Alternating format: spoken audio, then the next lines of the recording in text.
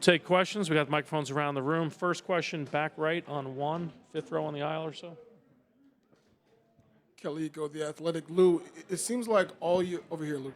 It seems like all year, Coach used the strategy of using 4 guards and a big, and it seemed like to work all year defensively.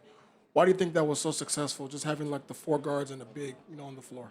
Yeah, I mean, they're a great team and they got great players, and I feel like we was just trying different stuff to mess them up and then to disturb them. We threw them a lot of different.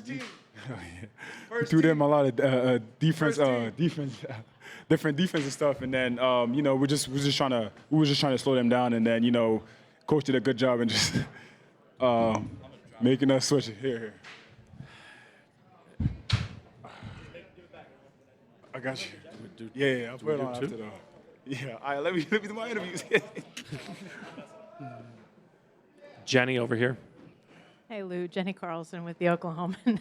I didn't figure he was going to give that thing up. Oh, yeah. No, it's heavy.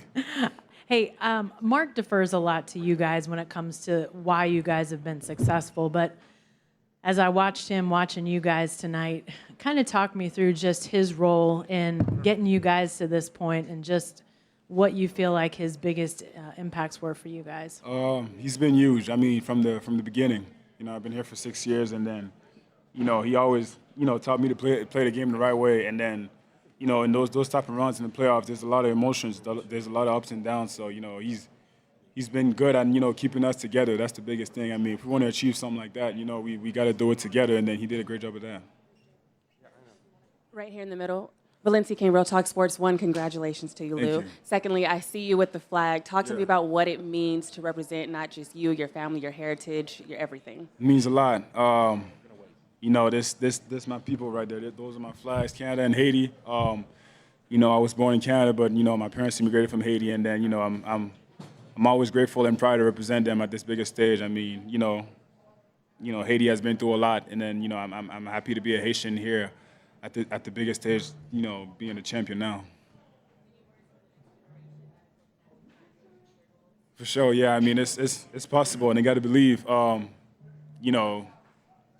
If you asked me, 10, 15 years ago, if I knew I was going to be here, not at all, no chance. But I just had to believe in working my game and really trusting the process. And then, if they do that, they have a chance.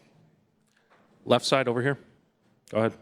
Jerry Ramsey, 107.7 The Franchise. Lou, a long way from the bubble and that first kind of playoff run that you guys made to just right now. Do you really have time to take a breath and kind of reflect of that team now all the way, and you get the big old ball next year? Yeah.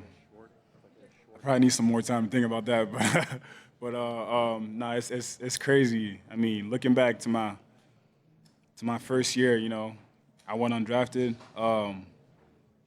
6 years ago now, June 19 was the draft, and then that week was probably the worst week of my life. And you look now, June 22nd, 2025. I'm a champion now, so like, it's crazy when how I circle back, and then I had to trust the process and how this organization gave me a great opportunity, and then I'm grateful and I'm happy to be here.